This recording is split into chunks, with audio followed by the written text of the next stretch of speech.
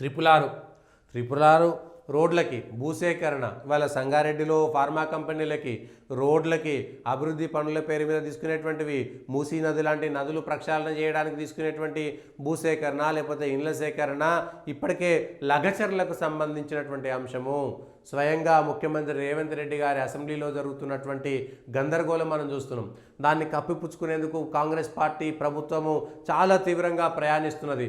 కానీ అక్కడ ఉన్నటువంటి భూమిపుత్రులు, అక్కడ ఉన్నటువంటి వ్యవసాయదారులు, అక్కడ ఉన్నటువంటి ఎస్సీ ఎస్టీ బీసీ బిడ్డలు చాలా తీవ్రంగా వ్యతిరేకిస్తున్నారు. ఇవాళ ఎస్సీ కమిషను, ఎస్టీ కమిషను దానికి సంబంధించినటువంటి విషయంలో జోక్యం చేసుకుంటున్నాయి. ఇవాళ అక్కడ ఉన్నటువంటి లంబాడ తండాల్లో ఉండేటువంటి పొట్ట కోసం పాపం భూమి దగ్గర ఉండి వాళ్ళు కూలో నాలో చేసుకునేటువంటి వాళ్ళు, పొద్దున్న లేస్తే భూమి దగ్గర పోయేటువంటి వాళ్ళు, వ్యవసాయం చేసుకునేటువంటి వాళ్ళు, పొలం పనులకు వెళ్ళేటువంటి వాళ్ళు, తమ జీవనం కోసం వాళ్ళు జీవించడం, వాళ్ళు బతకడంతో పాటు 10 మందికి పంటను అందించేటువంటి పేద రైతులు, తండాలలో బతికేటువంటి రైతులని వాళ్ళ అరెస్టులు చేసి, రిమాండులు చేసి జైలుకు పంపిస్తున్నటువంటి వైనం ఇది కాంగ్రెస్ పార్టీ ప్రభుత్వానికి కూడా రిమాండ్ లాంటిదైనటువంటి విషయాన్ని నిజంగా కాంగ్రెస్ పార్టీకి ఉన్నటువంటి సలహాదారులు, ముఖ్యమంత్రి రేవంత్ రెడ్డి గారి సలహాదారులు నిజమైనటువంటి వ్యక్తులు, సలహాదారులు అయితే మంచి సలహాలు ఇచ్చుంటే కాంగ్రెస్ పార్టీకి సంబంధించినటువంటి నాయకులు 1 రోజు 2 రోజులాగి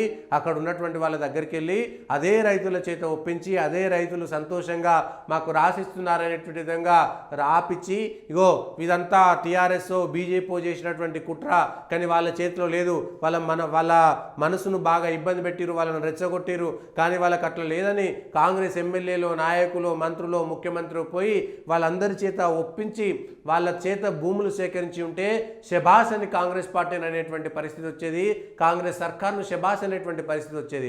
కానీ అందుకు విరుద్ధంగా ఏది ఉద్యోగుల మీద దాడి చేశారనేటువంటి కుట్ర, ఆవేశంలో జరిగినటువంటి దాడి కావచ్చు, కానీ అది కుట్రపూరితంగా చేసినటువంటి దాడి అనుకోవడం అనేటువంటిది, ఒకవేళ అది కుట్రపూరితంగా చేసినటువంటి దాడి అని మీరంటే మీరు నిఘా విషయంలో, మీ పరిపాలన విషయంలో అట్లా వైఫల్యం చెందినట్టు. ఒకవేళ వాళ్ళు కుట్ర చేస్తే దాన్ని తెలుసుకోవడంలో వైఫల్యం చెందినటువంటి మీ నిఘా అంటే మీ తప్పులనన్నిటినీ ప్రజల మీదకు నెట్టేసి మీ తప్పు కాదని చెప్పుకునేటువంటి ప్రయత్నం చేస్తున్నారు. ఇవాళ భూసేకరణ మరింత కష్టంగా, మరింత ఇబ్బందిగా మారేటువంటి ప్రయత్నం, ప్రజల నుంచి వ్యతిరేకత తీసుకొచ్చేటువంటి ప్రయత్నం ఇవాళ కాంగ్రెస్ పార్టీ చేసింది. ప్రజల నుంచి వ్యతిరేకత వచ్చే విధంగా ఇవాళ కాంగ్రెస్ పార్టీ చేసింది. ఆ కాంగ్రెస్ పార్టీకి సంబంధించినటువంటి అంశంలో ఇది లగచర్లకు సంబంధించినటువంటి రైతులు, నిజంగా అది ముఖ్యమంత్రి నియోజకవర్గం కాకపోయింటే ఇంకో రకంగా ఉండేది. కానీ స్వయంగా ముఖ్యమంత్రి నియోజకవర్గంలో జరిగింది. 5 ఏళ్ల పాటు మిమ్మల్ని వెంబడిస్తుంది. భూతంలాగా, దయ్యంలాగా మీరు చేసిన పని ప్రతిరోజు మిమ్మల్ని వెంబడిస్తుంది.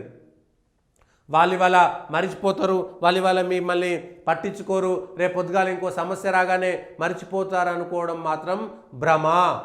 వాళ్ళు మరిచిపోతారనుకోవడం పెద్ద భ్రమ. అది మరిచిపోతే గనక, అదే గనక మరిచిపోతున్నట్టుగా మీరు అనుకుంటే అది మీ భ్రమ. ఖచ్చితంగా కాంగ్రెస్ పార్టీ అంతకంత మూల్యం చెల్లించుకోవాల్సినటువంటి పరిస్థితి ఖచ్చితంగా వస్తుంది. ఆ మూల్యం చెల్లించుకునేటువంటి క్రమంలో కాంగ్రెస్ పార్టీ 10 ఏళ్ల తర్వాత తెలంగాణ ఇచ్చినటువంటి పార్టీగా చెప్పుకునేటువంటి మీరు తెలంగాణలో మరొక్కసారి కనుమరుగయ్యేటువంటి పరిస్థితి ఉంటుంది.